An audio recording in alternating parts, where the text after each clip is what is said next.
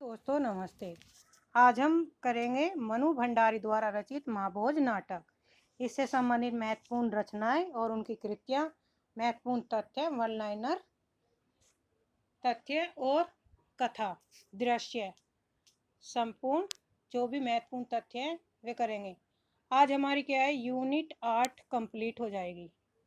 Unit 8 में हमारे कितने नाटक लगे हुए हैं? 14 नाटक लगे हुए हैं। ये लास्ट नाटक है मनु भंडारी, 14वां नाटक है जो हम स्टार्ट करते हैं। तो यूनिट 8 कंप्लीट, इसके बाद हम निबंध करेंगे।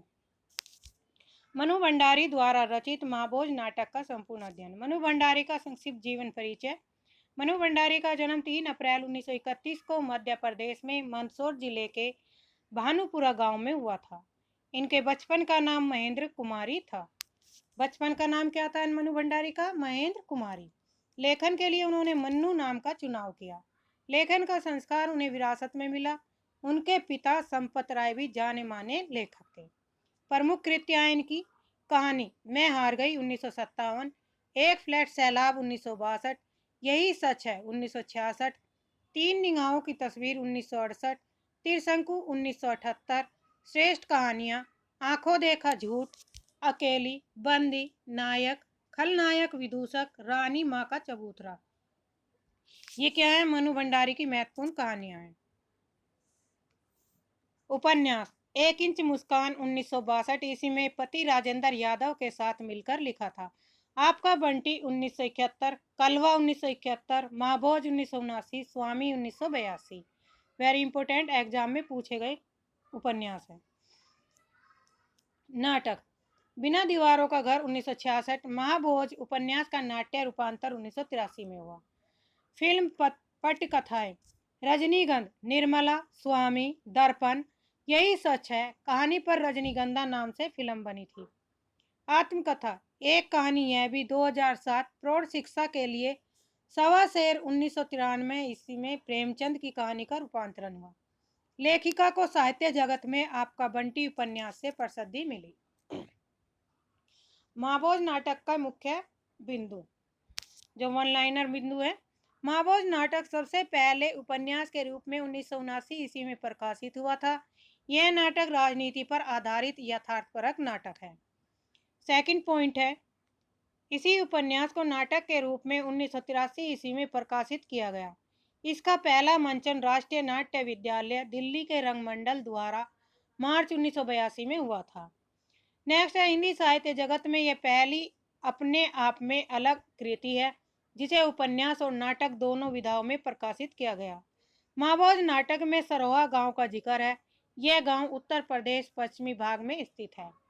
डॉक्टर रामचंद्र तिवारी के शब्दों में इसमें महाभोज राजनीति अवमूल्यन का नग्न स्वरूप दिखाया गया है। कथन वेरी इंपोर्टेंट है। मनु भंडारी के शब्दों में उपन्यास के रूप में महाभोज ने चरित्र प्रधान न समस्या प्रधान महाभोज आज के राजनीतिक माहौल को उजागर करने वाला स्थिति प्रधान उपन्यास है। मनु भंडारी के शब्दों में महाभोज की तकलीफ एवं संघर्ष सुपरिचित स्थिति से दिल दहला देने वाला है, लेकिन मात्र एक कलात्मक साक्षात्कार भर है, जबकि देश की संघर्षरत जनता के लिए साहस और प्रतिरोध का हथियार भी है। नाटक के पात्र हैं, दा साहेब है जो मुख्यमंत्री है, सुकुल बाबू है जो सत्ता प्रतिपक्ष पूर्व मुख्यमंत्री और सरोह गांव की विधानसभा सीट के प्रत्याशी है, अप्पा साहेब है जो सत्तारूढ़ पार्टी के अध्यक्ष है, पांडे जी हैं दा साहेब के निजी सचिव हैं, लखन सिंह सरोहा गांव की सीट से सत्ताधारी पार्टी का प्रत्याशी दा साहब का विश्वास पात्र है, जमुना बहन है जो दा साहब की पत्नी है, एसपी सक्सेना पुलिस अधीक्षक है, डीआईजी सिन्हा यह बड़ा ही स्वार्थी चरित्र है, श्रीमती सिन्हा डीआईजी की पत्नी है, दत्ता बाबू मसाल समाचार पात्र के संपादक, भवानी मसाल के सहायक संपादक है, महेश रिसर्च स्कॉलर व सूत्रधार है, नरोत्तम प्रेस रिपोर्टर है, मोहन सिंह पुलिस कांस्टेबल है, रत्ती दा साहब का पीए है, हीरा बिस्सू के पिता हैं, विशेषर उप बिस्सू मुख्य पात्र है, हरिजनों का हमदर्द जो हरिजन बस्ती में आगजली के सबूत इकट्ठा करने के कारण मार दिया जाता है, बिंदेश्वरी प्रसाद उर्फ बिंदा बिस्सू का अभिनव मित्र है, रुकमा बिंदा की पत्नी, जोरावर स्थानीय बाहुबली और दा साहब का सहयोगी है, काशी है जो सुकुल बाबू है, भूतपूर्व मुख्यमंत्री है। सदाशिव आत्रे सत्ताधारी पार्टी के अध्यक्ष है। जोरावर स्थानीय बाहुबली दा साहब का सहयोगी। लखन सिंह सरोहा गांव की सीट से सत्ताधारी पार्टी का प्रत्याशी दा साहब का विश्वासपात। लोचन भैया सत्ताधारी पार्टी के असंतुष्ट विधायकों के मुखिया हैं। दत्ता बाबू हैं जो मसाल समाचार पत्र के संपादक। महाभोज नाटक का उद्देश्य। इस नाटक में राजनीति स्वार्थ के लिए नैतिक पतन का चित्रण है। इसमें गरीब और दलितों के आवाज को दबाने का प्रयास किया गया। चाटुकारिता, पद लोलुपता, लोकतंत्रीय व्यवस्था, भ्रष्टाचार का दुरुपयोग की झलक है। प्रजातंत्र के चौथे स्तंभकारों पत्रकारों का स्वार्थवश बिकाऊ हो जाते हैं। गुनाहगारों को बचाने और बेगुनाह को फंसाने का षड्यंत्र रचा जाता है। इस नाटक में 11 दृश्य हैं। नाटक की कथा। महाभोज उपन्यास का ताना बाना उत्तर प्रदेश के सरो गांव के इर्द गिर्द बुना गया। यह गांव उत्तर प्रदेश के पश्चिमी भाग में स्थित गांव में विधानसभा की एक सीट के लिए चुनाव होने वाला है। कहानी विशेषर उर्फ बिस्सू की मौत की घटना से शुरू होती है। सरोह गांव के हरिजन बस्ती में आगजनी की घटना में दर्जनों व्यक्तियों की निर्मम हत्या हो चुकी थी। बिस्सू के पास इस हत्याकांड के प्रमाण थे जिन्हें वह दिल्ली जाकर सक्षम पदाधिकारियों को सौंपना चाहता है और बस्ती के लोगों को न्याय दिलवाना चाहता है। किंतु राजनीतिक षड्यंत्र और जोरावर के षड्यंत्र के कारण बिस्सू के चाय में 2 लोगों को भेजकर जहर मिलवा दिया जाता है, जिसके चलते उसकी मृत्यु हो जाती है। बिस्सू के मौत के बाद उसका साथी बिंदेश्वरी उर्फ बिंदा इस प्रतिशोध को जिंदा रखता है। बिंदा को भी राजनीति और अपराध के जाल में फंसाकर सलाखों के पीछे डाल दिया जाता है। पिछड़ी और वंचित जाति के लोगों के साथ अत्याचार और प्रतिनिधि चरित्रों द्वारा उसका प्रतिरोध इस नाटक को गति प्रदान करता है। पहला दृश्य। इस दृश्य में बिस्सू की मां अपने बेटे के लाश के पास छाती पीट पीट कर रो रही है। बाप घुटनों पर सिर झुकाकर बैठा है। चारों तरफ लोग जमा हैं। माहौल में सनसनी और तनाव है। उसकी लाश सड़क के किनारे पुलिया पर पड़ी है। मिलने से पूरे गांव में सनसनी फैल गई। पुलिस सिर्फ खाना पूर्ति करती है। हालांकि आए दिन की तुलना में इस बार पुलिस थोड़ा मुस्तैद है दिखती है। गांव में सभी लोग को यह यकीन हो गया कि बिस्सू की हत्या हुई है। आगजनी वाली घटना के कारण विशेषर की हत्या सिर्फ एक दलित युवक की हत्या नहीं थी, उस लोकतंत्र प्रणाली की हत्या थी जिसमें शिक्षा, समानता जैसे अधिकारों को शामिल करने और आदर्श बातें की जाती रही हैं। क्योंकि किसी भी देश का समाज में विकास की नींव रखने के लिए दोनों का होना बेहद जरूरी माना गया है। अब दूसरा दृश्य शहर का माहौल है। यह मसाल और साप्ताहिक का कार्यालय है। भवानी अपनी मेज पर फैली फाइलों में व्यस्त है। नरोत्तम गांव से रिपोर्ट लेकर सीधे भवानी के पास पहुंचकर गांव का सब हाल सुनाता है। विशेषर हरिजनों का नेता था। गांव के चुनावी सरगर्मी में ऐसा होना कोई आम बात नहीं थी। आगजनी वाली घटना में किसी के कानों पर जूं तक नहीं रेंगी, किंतु इस घटना में सब कुछ मुस्तैदी से हो रहा था। पूर्व मंत्री सुकुल बाबू का चुनाव में खम ठोक कर खड़ा होना, दोनों के बीच समसामयिक परिस्थितियों के बारे में बात होती है कि आज भी हरिजनों की जिंदगी बदतर है। इस आगजनी में 9 लोगों के जलकर मर जाने के बाद भी मामला ठंडा पड़ गया था, जबकि विधानसभा तक बात उठी थी। यहाँ पत्रकारिता का 2 चेहरा दिखाई देता है, जहाँ पर एक और नरोत्तम है तो जो सही है, सत्य पत्रकारिता करने की कोशिश कर रहा है, वहीं पर दूसरी ओर भवानी है जो पत्र का अधिक बिक्री कैसे और किस माध्यम से हो वैसी पत्रकारिता करता है। नाटक में समसामयिक परिस्थितियां का यथावत जिक्र है जो कि आज के परिप्रेक्ष्य में प्रासंगिक है। तीसरा दृश्य। यहाँ दा साहब के घर और घरेलू दफ्तर का दृश्य है। यहाँ लखन इस बात से हैरान है कि बिस्सू की हत्या की खबर अखबार में छपी। हरिजनों के सारे वोट विपक्षी पार्टी सुकुल बाबू को चली गई। इस बात से वह आतंकित था। चुनावी दावपेच और वोट कैसे कैसे किस तरह लालच देकर लिया गया, इसकी योजना बनाई जाती है। नाटक में चुनावी माहौल को दिखाया गया है। अब इसमें यही क्वेश्चन बनेगा, पहला दृश्य कहाँ से स्टार्ट होता है, दूसरे में किस दृश्य की बात की गई है, तीसरे दृश्य में कौन सा दृश्य दिखाया गया है। तो यहाँ से कूट के क्वेश्चन बनेंगे। चौथा दृश्य है जिसमें विशेषर की मौत से आक्रोशित बिंदा उसके मौत का बदला लेने के लिए तैयार रहता है। महेश और रुकमा उसे इस पचड़े में न पड़ने की सलाह देते हैं। विशेषर की मौत के कारण गांव में सभी ग्रामीण नारे जुलूस निकालकर आक्रोश दर्शाते हैं। वहीं सुकुल बाबू गांव में जनसभा करते हैं। आगामी चुनाव के मद्देनजर जनसभा का अंत सुकुल बाबू और दासाब के लोगों के बीच मारपीट से होती है। पांचवा दृश्य है राजनीति में किस प्रकार प्रलोभन देकर रैलियों में भीड़ इकट्ठी की जाती है। इसमें यह तरकीब सुकुल बाबू अपनाते हैं। इस रैली से दासाब के पार्टी के लोग आगामी चुनाव के मद्देनजर थोड़े चिंतित हो जाते हैं। वैसे भी दासाब के पार्टी के लोग उनसे बेहद नाराज थे। लखन को सुकुल बाबू के मुकाबले खड़े करने से दासाब मामले की पुनः रिपोर्ट बनाने के लिए सक्सेना को कहते हैं। अप्पा साहब से पार्टी के सभी लोग मतभेद को दरकिनार करके पार्टी के साथ देने के लिए कहते हैं। छठे दृश्य में मसान का दफ्तर जहां महेश और बिंदा नरोत्तम के कहने पर आगजनी की सबूत लेकर जाते हैं। दत्ता बाबू द्वारा ढंग से और मामले की गंभीरता को न समझते हुए बेहद लापरवाही के साथ पेश आते हैं, जिससे वे दोनों गुस्से में आपस में वापस चले जाते हैं। नरोत्तम का इस बात से आग बबूला होकर मसाल छोड़ने की बात करता है। सातवें दृश्य में गांव में दा साहब के जन संबोधन की तैयारी जोरों से की जा रही थी, जिससे जोरावर पूरी व्यवस्था का जायजा खुद बारीकी से ले रहा है। इस बात से जोरावर खुद को बहुत ही तिरस्कृत महसूस करता है। इसी बीच काशी जी की सुकल बाबू के विरोधी पार्टी का सदस्य है, इस मौके का फायदा उठाता है और जोरावर को भड़काकर चुनाव में खड़े होने की राय देता है। आठवां दृश्य एसपी सक्सेना बिस्सू की मौत की पुनः तहकीकात करने गांव आता है। समूचे गांव में खलबली मची हुई है। सक्सेना एक एक करके सबकी गवाही लेता है। बिंदा ने साफ साफ जोरावर का नाम बताया और आगजनी के पीछे भी उसी के हाथ होने के कारण वह बिस्सू के जान का दुश्मन था। आगजनी के सभी सबूत बिस्सू ने इकट्ठे किए हुए थे, जिसमें जोरावर की संलिप्तता थी। पोस्टमार्टम के रिपोर्ट में भी जहर से मौत की बात का पता चलती है। नौवां दृश्य अचानक सक्सेना के रेस्ट हाउस पर रात को महेश आता है और बिंदा की गवाही के कारण उसकी पिटाई की बात बताता है और जिन लड़कों ने बिस्सू को जहर दे दी थी उनके बारे में बताता है। उन दोनों को पकड़ लीजिए, वही एकमात्र सबूत है, नहीं तो बिंदा ही उसे मार डालेगा। दोनों लड़के टिटेरी गांव के हैं और बिंदा भी वहीं गया है।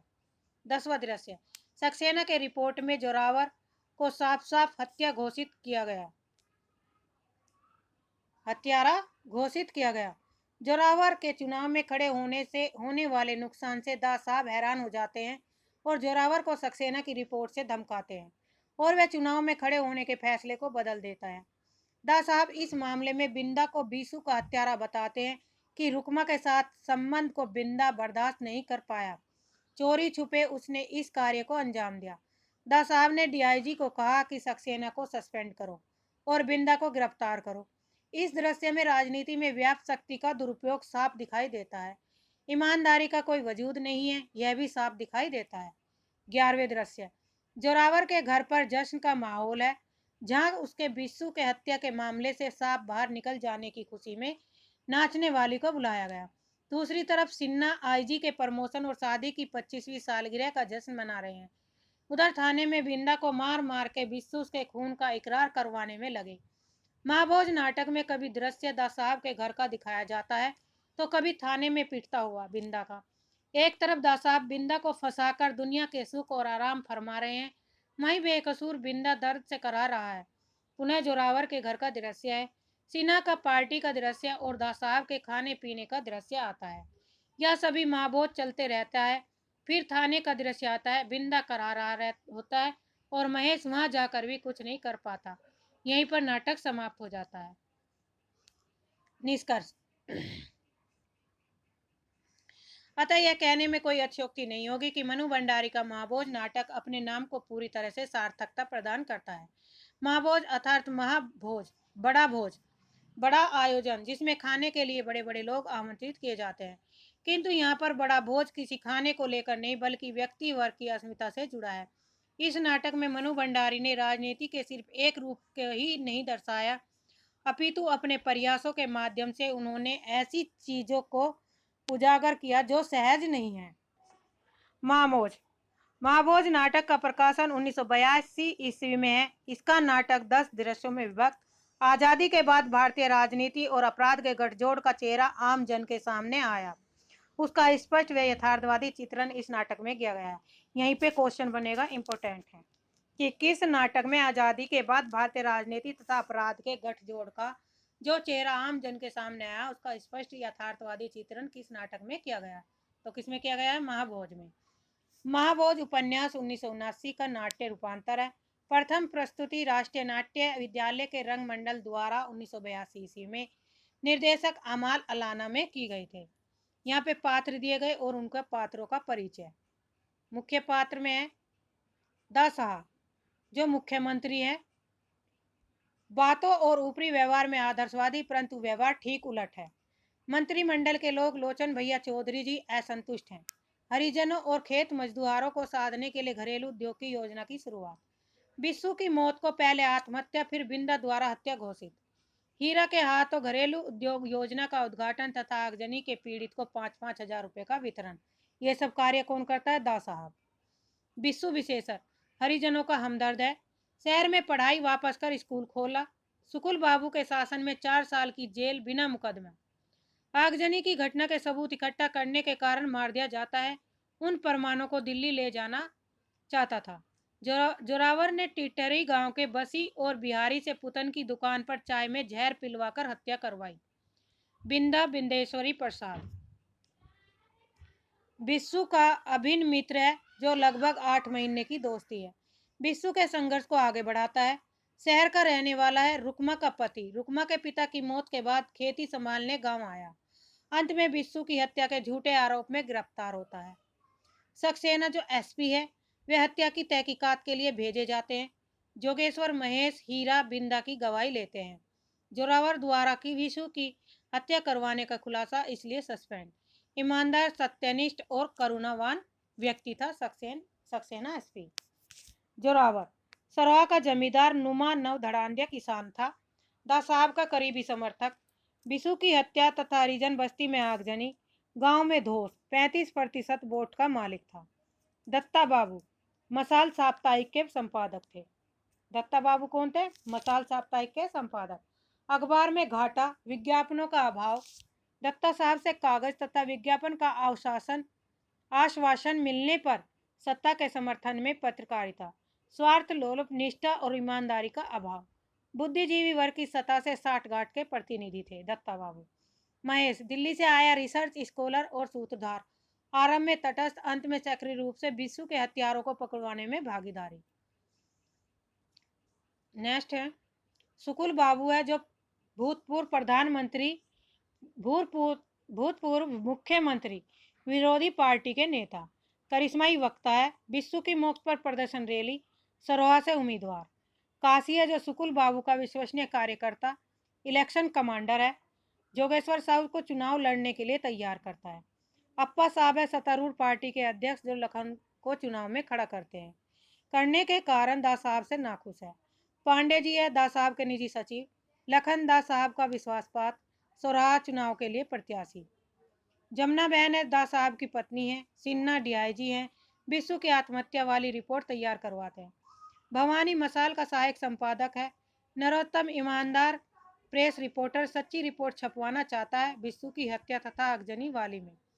रत्ती दा साहब का एसपी है। मोहन सिंह सक्सेना का सहयोगी पुलिस कांस्टेबल है। हीरा बिरजू का बाप है। रुकमा बिंदा की पत्नी बिस्सू की स्कूल की दोस्त है।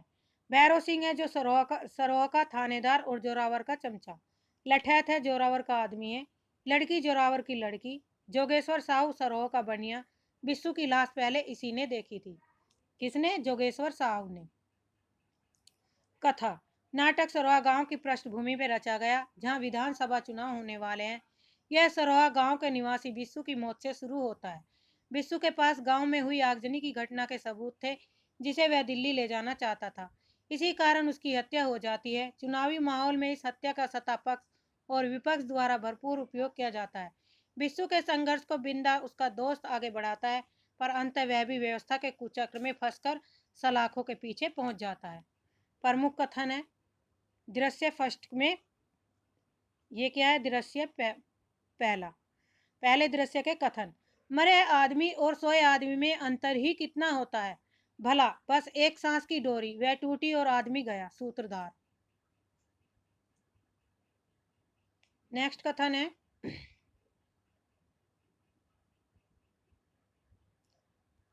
गांव में जो कुछ भी घटता गांव की ही होकर रह जाता, शहर उससे एकदम बेअसर रहता, बेअसर और अछूता, लेकिन अब यह दूरी एकदम सिमट गई है। सूत्रधार। दूसरे दृश्य के कथन है, खेत मालिकों के अत्याचार बहुत बढ़ते जा रहे हैं, कानून का तो जैसे कोई डर ही नहीं रह गया। नरोत्तम भवानी से कहता है, जब सैया भय कोतवाल तब डर काहे का, इन लोगों तक पहुंचते पहुंचते कानून भी साला लंगड़ा हो जाता है। भवानी नरोत्तम से कहता है, कभी कभी सोचता हूँ कि आज़ादी मिले इतने साल हो गए, लेकिन आज भी इस तबके की हालत, आदमियों को जानवरों की तरह ट्रीट किया जाता है। It's really horrible, rather shameful. Narottam Bhavani से कहता है, सेल सेल कोई कमिटमेंट नहीं है आप लोगों का, यदि ऐसा है तो अखबार बंद करके पान की दुकान खोल लीजिए, खूब बिकेंगे, बहुत सेल होगी, मैं किसी दूसरे अखबार में। नरोत्तम भवानी से कहते हैं, हेडलाइन हमेशा कंची होनी चाहिए, जो पढ़े हो अखबार जरूर खरीदे। भवानी नरोत्तम दास का कथन है। बिना सरकारी विज्ञापनों के और कागज के पूरे कोटे के कहीं अखबार चल सकता है भला? यह तो प्रेस की थोड़ी बहुत कमाई है जो दाल रोटी मैसर हो जाती है, वरना। दत्ता बाबू नरोत्तम से कहते हैं। तीसरे दृश्य के कथन, अभी तो कुछ नहीं हुआ, बहुत मामूली सी बात हुई है, एक आदमी की हत्या, असली बात तो तब होगी जब हरिजनों के सारे वोट सुकुल बाबू के नाम पर पड़ जाएंगे। लखन जमुना बहन से कहता है, कानून अनुमान पर नहीं प्रमाण पर चलता है। दास साहब जमुना बहन से कहता है। इंपॉर्टेंट कथन है, आर्थिक सहायता से गरीबी पर जरूर मरहम लगाया जा सकता है, पर प्रियजनों के बिछड़ने के दुख पर नहीं। आदमी का दुख जिस दिन पैसे से दूर होने लगेगा, इंसानियत उठ जाएगी दुनिया से। दास साहब जमुना बहन से कहते हैं, 15 साल की उम्र में से तू दास साहब का थैला उठाए उठाए उनके पीछे चला करता था, उनके साथ रहकर सीखा समझा, आज चुनाव में खड़ा हो रहा है, पर इनके स्वभाव का धीरज और ठहराव का भी नहीं तुझ में। जमुना बहन लखन से कहती है। नेक्स्ट कथन है, लेकिन आवेश राजनीति का दुश्मन है, राजनीति में विवेक और धीरज चाहिए, पद पर बैठोगे तो जिम्मेदारियां स्वयं सिखा देगी। अखबार को तो स्वतंत्र होना ही चाहिए, वे ही तो हमारे कामों के असली दर्पण होते हैं। हाँ, पर अपनी छवि देखने का साहस होना चाहिए। सब अपने अपने को लेकर परेशान है भाई, वो भी प्रमोशन के लिए छटपटा रहा है। स्वभाव है आदमी का, और चाहिए और चाहिए, यानी कि आदमी की इच्छा बढ़ती ही जाती है। नेक्स्ट कथन है, गुलामी आत्मा का क्षय तो करती है। हमारे पास भी ऊपर के से आदेश आया कि तबादला करो, ये ऊपर का चक्कर ही बुरा होता है। कर्मचारियों को इस तरह के आदेश देना उनके अधिकारों के हस्तक्षेप करना है। मैं तो चाहता हूं सबको अपने अपने अधिकार सौंपकर अपने अधिकार शून्य में बदल दूं। इन्हीं स्थितियों के खिलाफ लड़ने के लिए तो इतना संघर्ष किया था हम लोगों ने, और तुम अपनी आकांक्षाओं पर थोड़ी लगाम दो लखन, वरना मेरे साथ चलना मुश्किल हो जाएगा। दास साहब लखन से कहते हैं, उपयुक्त सभी सारे जो ऊपर के कथन है ये सब किसके हैं? दास साहब लखन से कह रहे हैं। रुपया जरूर पहुंचा देना चाहिए, वरना कागजी योजनाएं विश्वास तोड़ देती हैं लोगों का। दो बातों का ध्यान रखा गया न, एक तो इस योजना में पंचायत कहीं न आए, और असंतुष्ट है लोग पंचायत से। दास साहब पांडे जी से कहते हैं, इन हरिजनों के बाप दादे हमारे बाप दादों के सामने सिर झुकाकर रहते थे, झुके झुके पीठ कमान की तरह टेढ़ी हो जाया करती थी, पर अब लोग इतना माथा चढ़ा रहे हो कि आज ये ससुरे आंख में आंख गड़ाकर बात करते हैं, बर्दाश्त नहीं होता यह हमसे। जोरावर पांडे जी से कहता है, देख लिया था साहब, यह है इनका रवैया हरिजनों के लिए। आज भी ये लोग चाहते हैं कि खेत मजदूर गुलाम बनकर पैरों में पड़े रहे इनके, पर अब ये सब ज्यादा दिन नहीं चलेगा, उनका हक उन्हें देना ही पड़ेगा। लखन दास साहब से कहता है, जहाँ हक दिलवाए वहीं रो रही है सरकार, आए दिन हड़तालें जुलूस तोड़ फोड़, काम कोई नहीं करना चाहता ससुरा, बस सबको हक चाहिए, और दो हक, एक दिन देखोगे कि हक ही हक रह जाएंगे इनके पास, और कोई काम धाम नहीं। आप लोगों के लिए तो खेत मजदूर हरिजन चुनाव जीतने के वास्ते एक वोट भर हैं, पर हमारे लिए ये मंजूरे हैं, काम करते हैं हमारे खेतों में, हमारे बिना गुजारा भी नहीं इनका। एक वो सकुलवा था मादर, जोरावर जमुना बहन से कहता है। आर्थिक रूप से स्वतंत्र होकर ही शोषण से मुक्त हो सकेंगे और समाज में समानता का दर्जा पा सकेंगे ये लोग, ता साहब जोरावर से कहता है। 4 पैसे हाथ में हो जाने से ही जात ऊंची हो जाएगी, उनकी हमारे साथ हुक्का पानी पीने लगेंगे, दा साहब ऊंच नीच है तो रहेगी, जोरावर दा साहब से कहता है। जमाना बदल रहा है, जोरावर जमाने के साथ बदलना सीखो। जो बातें आज से 30 साल पहले होनी चाहिए थी वो आज भी पूरी तरह नहीं हो रही हैं। दुर्भाग्य है इस देश का, दास साहब जोरावर से कहता है।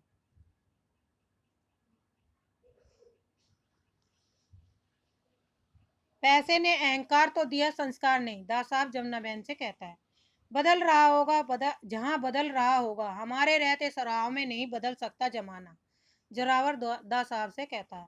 मेरे साथ चलना है तो जबान पर लगाम और व्यवहार में ठहराव चाहिए, समझे। मेरे लिए राजनीति धर्म नीति से कम नहीं है। मेरा साथ चाहते हो तो गीता का उपदेश गांठ बांध लो, निष्ठा से अपना कर्म किए जाओ बस, दास साहब लखन से कहते हैं। दृश्य 4 के कथन। खून खोले भी तो बताओ क्या कर सकते हैं हम। तुम गुस्से में आकर किसी को मार भी आए तो क्या उससे समस्या हल जो हो जाएगी। जुर्म का जवाब जुर्म से नहीं होता, बिंदा महेश बिंदा से कहता है। छोड़ो छोड़ो ये ई किताबी बातें, महेश बाबू जरा बताओ कौन मिटाएगा अमीर गरीब का ई भेद। तुम तो 1.5 महीने से ही साइकिल पे घूम घूम के और किताबें पढ़ पढ़ के गांव जानी रहे हो, थीसिस लिखोगे गांव पे। ऐसे जाना जाता है गांव। अरे गांव जानना है तो जुड़ो हियो के लोगों से, शामिल हो उनके दुख दर्द से। लिखी गई सरकारी रेट पे मंजूरी मांगने भर से जिंदा आदमियों को भून के राख बना दिया, और अब जब इस जुल्म के खिलाफ किसी ने आवाज उठाए की कोशिश की तो मार दिया उसे कुत्ते की मौत। लिखो ई बातें थीसिस में, माँ छपाओ दुनिया जाने तो कि कैसे कैसे जुल्म होता है गांव वालन के साथ। बस हो गए चुप। अरे तुम थीसिस लिख रहे हो नौकरी पाने के लिए, बड़ा अहदा पाने के लिए, गरीबों पर चिंता है से किसे, बिंदा महेश से कहता है। तुम डरत हो जाने कौन जहर घुला हुआ है हिया की हवा में कि आदमी रसाला मिट्टी का लौदा बन के रही जात है, बिंदा महेश से कहता है। यह मौत भी कुछ हरिजनों की है या बिस्सू की नहीं, यह आपके जिंदा रहने के हक की मौत है। यह मत समझिए कि मैं आपके यह हक दिलवाने आया हूँ, नहीं, उसे तो आपको खुद लेना है। मेरे पास है ही क्या। गांधी जी ने क्या किया था, सदियों की गुलामी और शोषण से मुर्दा हो गए लोगों को देने के लिए उस लाठी और संगीठी वाले फकीरों के पास था ही क्या। उसने तो बस लोगों के टूटे हुए हौसलों को जोड़ा और सोई हुई ताकत को जगाया, बिखरे हुए लोगों को संगठित किया और अंग्रेजी राज का तख्ता पलट कर रख दिया। इसी तरह आज की जनता यदि अपनी पूरी ताकत के साथ उठती है तो कोई टिक नहीं सकता उसके सामने।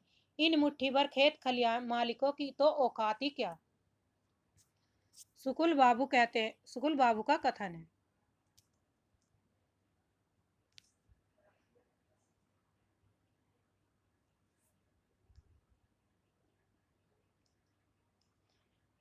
नेक्स्ट कथन है, यह थोड़े से आदमियों के मारने भर की ही बात नहीं है। महेश बाबू समझ लीजिए कि पूरी की पूरी बस्ती का हौसला ही मर गया। 8 महीनों तक रात दिन समझा समझा कर इन हरिजनों का इस लायक बनाया था मैंने कि छाती ठोक कर अपना हक मांग सके।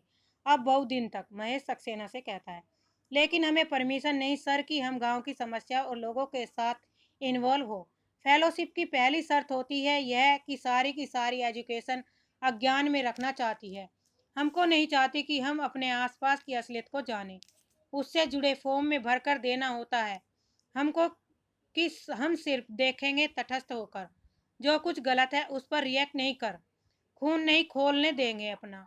आप ही बताइए क्या मतलब ऐसी एजुकेशन का। महेश सक्सेना कहता, आप नहीं जानते कोई नहीं जानता कि असली मुद्दों पर बात की जाए लगता है जैसे एक बहुत बड़ा षड्यंत्र है।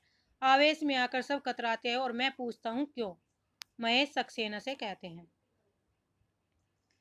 2 लाइन में एक लड़के की पूरी जिंदगी को, उसके सारे संघर्ष को, उसकी हत्या को आप कुल 2 लाइन में समझना चाहते हो, और कोई बता भी दे तो समझ सकेंगे, कर सकेंगे महसूस की क्या थी उसकी परेशानी, उसकी तकलीफ। महेश सक्सेना से कहता है, इतने सीधे और बने बनाए जवाब तो आपको सिर्फ किताबों में मिल सकते हैं, और कितनी झूठी होती है किताबों की दुनिया। फॉल्स। हमें गांव की जिंदगी के बारे में कुछ बने बनाए नतीजे निकाल कर थमा दीजिए, हम उन्हीं से सिर फोड़ते रहेंगे, समझते रहेंगे कि हम गांव जान रहे हैं। हमने गांव जान लिया, लेकिन गांव की असलियत बिना पूरी तरह जुड़े कोई जान सकता है? गांव की असलियत क्या है? महेश कहता है सक्सेना से, नहीं सजा तो कौनो भाई नहीं सरकार, कौनो मुकदमाओ नहीं चला। बस एक दिन दिन भिन्न सारे आए और बादी के ले गए। 2 महीना तक तो सरकार हमका पता ही नहीं लगा कि कहाँ है हमारा बिस्वा।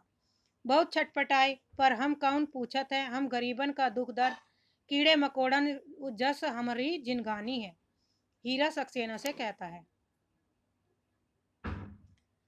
अब अब का बताई सरकार, बस बचपना रहा हमार बिस्वा का।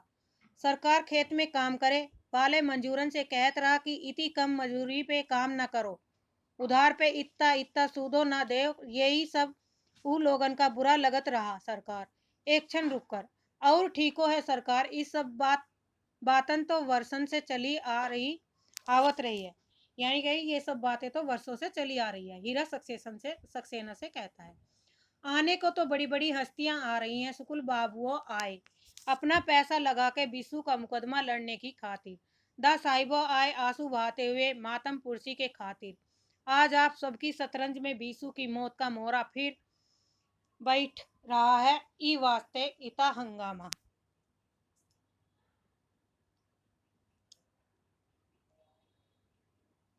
मच रहा है, फिर से तहकीकात हो रही है, पर होना हवाना कुछ नहीं। गुस्से से मैं पूछता हूँ साहेब कि कोई ईमान धर्म नहीं रह गया आप लोगों का? बिंदा सक्सेना से कहता है, जो जिंदगी को इतना प्यार करता हो, इतनी ही नहीं हर किसी की जिंदगी को वो आत्महत्या करेगा? नहीं साहब नहीं, उसे मारा गया है। बिंदा सक्सेना से कहता है, तुम्हारी और बिस्सू की दोस्ती तो कुल 8 महीने पुरानी थी। महीनों से क्या होता साहब, खरा आदमी मिल जाए तो हम 2 ही दिन में उसके गुलाम हो जाए। देखने को मिलता कहाँ है आज खरा आदमी? बिंदा सक्सेना से कहता है, अजब है साहेब, आपका ही कानून भी जो सच्चाई पे नहीं सबूत पे चलता है। सबूत का क्या, किसे कहो उसे बटोर दे। कानून रसाले को तो आज बाजारू औरत बना के छोड़ दिया, जिसे हर पैसे वाला जब चाहे अपने घर में बिठा ले। बिंदा सक्सेना से कहता है, देख लिया साहब, ऐसा आतंक आपने और कहीं नहीं देखा होगा। लोगों के घर जमीन और गाय बैल गिरवी नहीं रखे, जोरावर और सरपंच के हिया उनकी जबान और आवाजों बंधन रखी है। मन करत है फावड़ा लेकर टुकड़े टुकड़े कर दे जोरावर के, फिर चाहे फांसी पर ही चढ़ा दे जाए। बिंदा सक्सेना से कहता है, नौवे दृश्य का कथन, इन्वॉल्व इन हालतों में रह सकता है, कोई बिना इन्वॉल्व हुए निर्णयात्मक स्वर में। अब तो मैं पूरी तरह इन्वॉल्व हूँ sir, there is no question about it. Mahesh Saxena कहता है, दृश्य 10, सारा उचित अनुचित सिर्फ हम लोगों को देखना है। साहब सुनते हैं सुकुल बाबू की जोड़ तोड़ की राजनीति तो पूरे जोर शोर से शुरू हो गई। पांडे जी दा साहब से कहते हैं, तो अब चुनाव लड़कर इज्जत बनाओगे अपनी? खेती में और राजनीति में बहुत फर्क होता है जोरावर। दा साहब जोरावर से कहता है, बहुत कर ली खेती दा साहब, अब तो हम हूँ करेंगे राजनीति। जोरावर दा साहब से कहता है, राजनीति जहाँ इस तरह की तिकड़मबाजियों पर टिकी हो, कितना जरूर होता है वहाँ घटनाओं की तह तक जाना। दा साहब सिन्हा से कहता है, 11वें दृश्य का कथन, सुकुल बाबू को वोट देने वाले हरिजन कौन से हैं हम जानते हैं, हम बूथ पर पहुंच जाए तो उनमें ससुरा एक भी। अरे जोरावर के राज में वही वोट दे सकेगा जिन्हें जोरावर चाहेगा। जोरावर का कथन है।